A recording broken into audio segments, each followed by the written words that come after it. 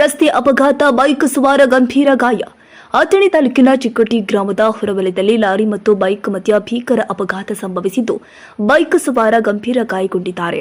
ಅಥಣಿ ಜಮಖಂಡಿ ರಾಜ್ಯ ಹೆದ್ದಾರಿಯ ಚಿಕ್ಕಟಿ ಗ್ರಾಮದ ಹೊರವಲಯದಲ್ಲಿ ಘಟನೆ ಸಂಭವಿಸಿದ್ದು, ಬೈಕ್ ಸವಾರ ರದ್ದಿರಹಟ್ಟಿ ಗ್ರಾಮದ ಚೇತನಂದ ಚಿಗ್ರಿ ಹಾಗೂ ಸತ್ಯಪ್ಪ ಪರಮೇಶ್ವರ್ ಬ್ಯಾಡ್ರಟ್ಟಿ ಅಂತ ತಿಳಿದು ಬಂದಿದೆ.